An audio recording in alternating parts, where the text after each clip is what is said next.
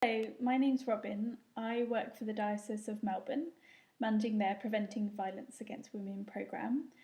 I've been attending Mary Creek Anglican Church for almost 2.5 years now. And this morning I'm really excited to share with you some thoughts on a passage that's really close to my heart, especially in relation to my line of work and my passion in the area of partnering with God to create a world where everyone feels safe, equal and valued. It's not going to be a full exegesis. Instead, I want to explore a few key reflections in relation to the passage and this topic. Consider it as a conversation starter. So in this passage in Luke 8, we see two very different people seeking Jesus' help. We see how Jesus responds, dashing expectations and challenging people's assumptions. And it's an episode that we see in 3 of the Gospels. It's still early days in Jesus' ministry, but he started to build a reputation for provoking teaching, healing people, and asking questions about what's lawful and what's not. And there are 2 main characters. Jairus comes to Jesus because his only daughter is dying. Jairus is a man of influence. He's a synagogue leader. He would have been at the centre of Jewish life. He was connected and respected, and we know his name.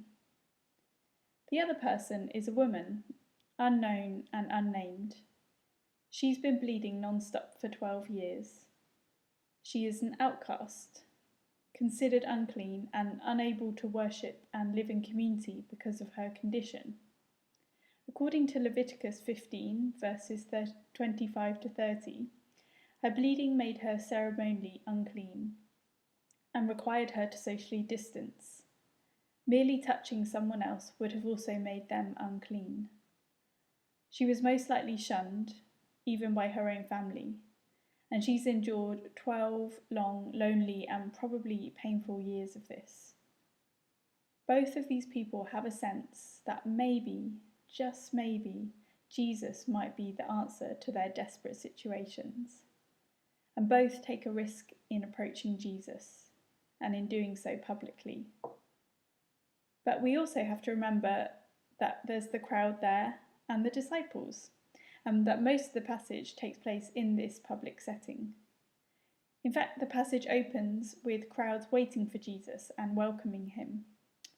Given Jesus' reputation, they're expecting something momentous, perhaps even controversial to happen, and they won't be disappointed. Jairus, the Jewish leader, comes to Jesus. He falls at his feet and pleads for him to come to his house to help his dying daughter. There's already something shocking here. A leader, a man of authority, humbles himself publicly at the feet of a man many are still viewing quite dubiously. Jesus accepts, and as he is making his way to Jairus' house, the crowds are pushing in on him from every direction. I imagine it's a bit like rush hour in a capital city today, although perhaps not during lockdown. Pushing and leaning and wriggling and bodies contorting. I wonder how Jairus' anxiety levels were as the crowds no doubt slowed down their pace. This is certainly not what you need in an emergency. In this bustling crowd, the woman approaches Jesus to touch his cloak, in the hope that he might heal her. In the 12 years when Jairus has enjoyed having a daughter and seeing her grow, this woman has been in social isolation. She's been living in lockdown for 12 years, and no one's been able to heal her. Somehow she's heard of Jesus. And when we read this story in Matthew, it says that she thought, if only I touch his cloak, I will be healed. Part of the reputation that Jesus is building is that he's healing many people. And at the beginning of the chapter, we see Jesus is travelling around not just with his 12 disciples, but with women disciples as well, including some that he's cured, women who financially support his ministry, and women who will go on to be the witnesses of the resurrection. Because the woman is unclean and cut off from community, living with stigma and shame, she wants to approach Jesus discreetly, without her situation being exposed. For this reason, she comes up behind him and seeks only to touch the hem of his cloak. As soon as she does, she is instantly healed. What a sharp contrast to the previous 12 years of unsuccessful treatment. In the time it takes her to brush against Jesus' cloak, her deepest hope becomes reality. At this point, Jesus could have simply continued on his way to Jairus' house. This is an emergency situation after all, and Jairus is quite an important man in the community.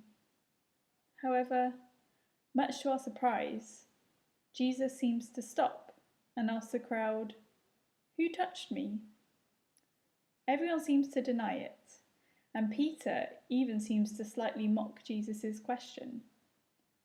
But Jesus knows something significant has happened, so he stops. Here we see that Jesus doesn't show favouritism. Despite the vast social differences, Jesus treats the woman, Jairus, and Jairus' daughter as they are, all image bearers of God and of equal value. Australian culture tends to have a preference for the underdogs. We tend to sympathise with them more naturally than we do with the powerful. But it's worth remembering here that this wouldn't have necessarily been the expectation of the woman, of the crowd, or of the disciples.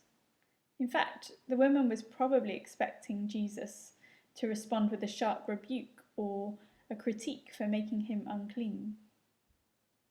And yet, rather than overlooking her or quickly moving on, Jesus gives her his full attention, and he sees her as equally worthy of his time. Jesus is reorientating power and reversing the status quo here. So the woman comes forward and falls at his feet.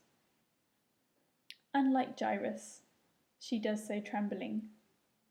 This was not what she had signed up for. She was hoping to do this unnoticed. She would have had to touch quite a few people to get through that crowd and to get close to Jesus. And they wouldn't have been very pleased to find this out, because this would mean they would be ritually unclean too. Our current experiences of COVID social distancing restrictions really help us to understand, perhaps more than we ever have, the social pressures and expectations here.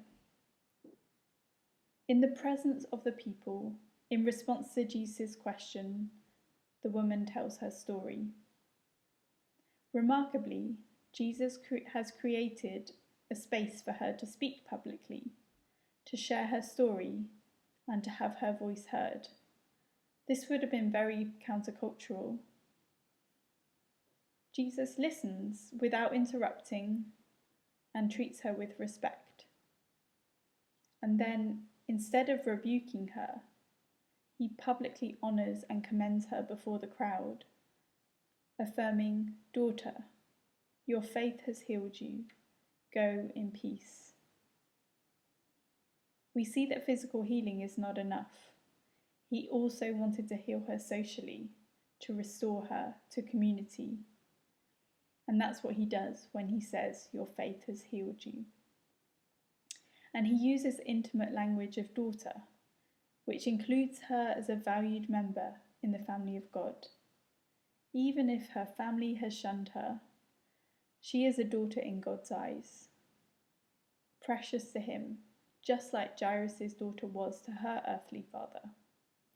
This meant she could now worship at the temple, earn money, and be accepted back in society.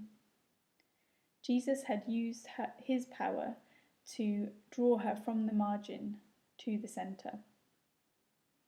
What I find particularly striking is that Jesus goes beyond responding to the immediate needs of the individual in front of him.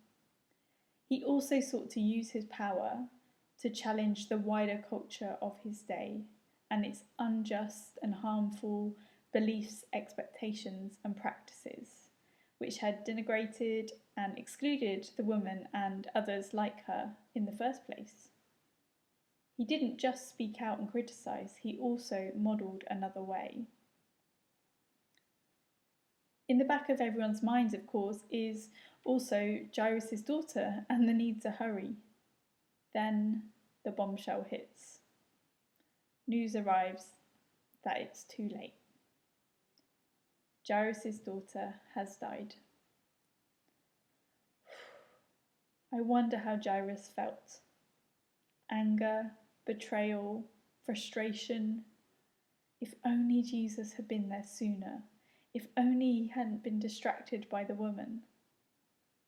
These questions and a sense of Jesus turning up too late to save a life foreshadow the later story of where Jesus raises Lazarus from the dead, and we see that Martha is asking similar questions before he does so. Jesus reassures Jairus and exhorts him to do exactly the same thing as the woman has done. He holds her up as a model of faith. Just believe, and she will be well. This is an unusual and challenging example to give a religious man. When Jesus eventually arrives at Jairus' house, he is met with mourning crowds. When Jesus tells them that the girl is not dead but asleep, they mock him. Then, in the intimacy of the family home, Jesus simply takes the girl's hand and says, "My child, get up." In Mark's recounting, Jesus says, "Little girl, I say to you, arise." At his words, she rises from the dead.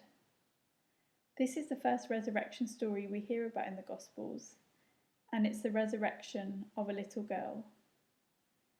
In a society where men and boys would have been considered of greater value than women and girls, Jesus chooses to raise a little girl first. Consider how powerful that still is today, when we're still considering that doing anything like a girl is an insult. And Jesus' instruction for her to eat after being brought back from the dead also foreshadows the breakfast he will later share with his disciples when he's been raised from the dead. A little girl is a precursor to this cosmic reordering and restoration that is to follow. Indeed, through her, it's already unfolding. Jesus' treatment of the woman and Jairus' daughter was certainly countercultural for its time. But this wasn't an isolated incident.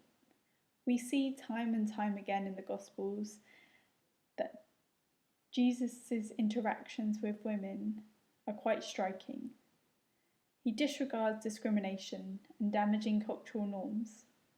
He refuses to treat them as inferior, and instead welcomes and values their company, their conversation, their support, their testimony, their witness. He honoured women, he taught women, and he listened to them.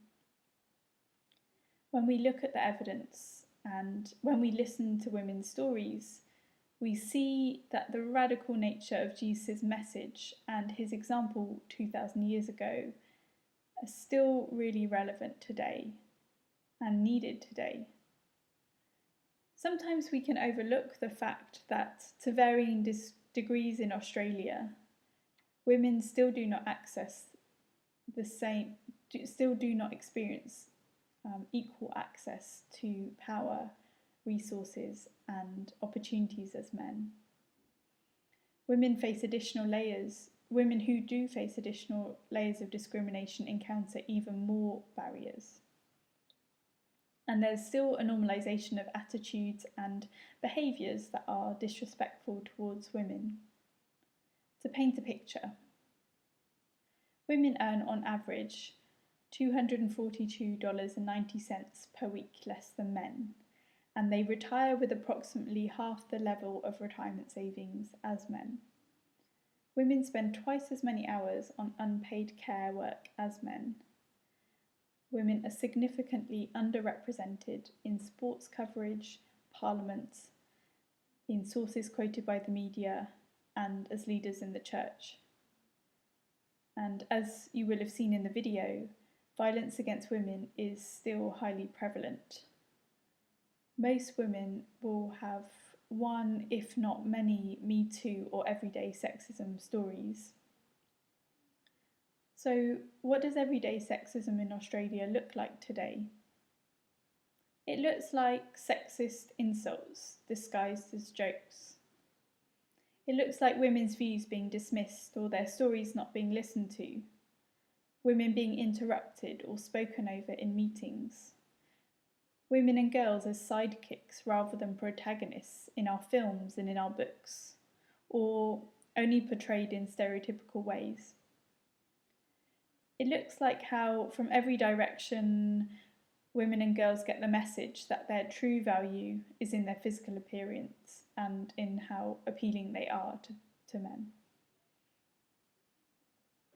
When I asked some women in Victoria about their experiences of sexism, they were quick to respond and shared stories that they were happy for me to share today. Let me share some of them. One woman said, "When I was finishing my master's, I approached a very senior man in the humanitarian field for advice on how to get into the sector. He met with me, but he said there was no point in trying to break into the sector. Young women weren't suited to working in humanitarianism because they just went off and had babies." Another example. Standing on the corner of Johnson Street and Nicholson Street at 5:30 p.m, a carload of men drove by the windows hollering, one calling, "Show us your highly offensive word." A personal story. When I arrived at St Paul's Cathedral to preach for Synod in 2018, a man at the entrance asked what my role was. When I said that I was there to preach, he burst out laughing. How striking that the suggestion that a young woman would be invited to speak at a church event, that is still a hilarious concept. Sexism is very real and a common experience for women in Victoria and across Australia. And as you will have seen in the video, some Victorians still believe it's okay to use sexist slang to make sexist jokes and comments and treat women unfairly. And these inequalities and this treatment, they run counter to our belief that all people are created equal in the image of God. All are equally loved, equally worthy of respect, and equally deserving of opportunities to reach their full potential. This disrespectful and unfair treatment doesn't reflect Jesus' example, especially in Luke chapter 8. And I'm particularly passionate about shifting this culture because it sets the social context which drives higher levels of violence against women. What we know from the research is that when men hold more power than women across society, when women are not treated with the same level of respect as men, when sexist attitudes and behaviours are common, when we promote beliefs that men should be in control and make all the decisions, when women's voices are not equally heard and their contributions are not equally valued, when this is our culture, violence against women is a lot more likely. Jesus challenged the way that the culture and the norms of his day disrespected and devalued women. And he is inviting us today to partner with him to create a world where everyone is safe, equal, and valued. Here are some questions that might help us to reflect on this prayerfully. We saw in the passage that Jesus created space for the woman's voice and her story to be heard. How can we do this? In the meetings and the group settings that we're a part of, whose voices are being lost or not heard because they're being interrupted or not included? Whose stories and voices do we listen to in our music collection, the books we read, the films we watch, the news we consume, the people we spend time with?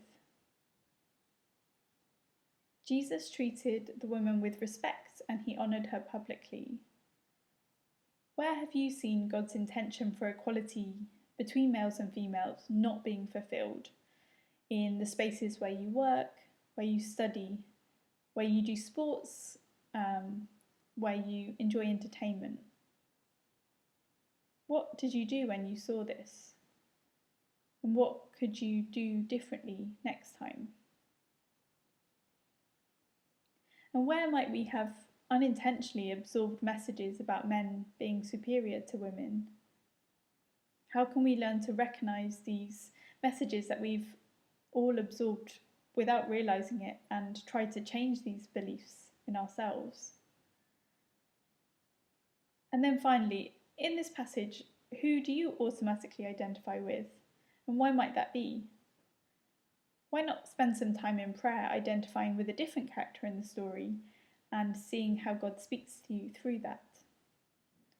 Do you need to question some assumptions or some unconscious bias as you do so? So Jesus uses his power in the story to bring healing and human flourishing.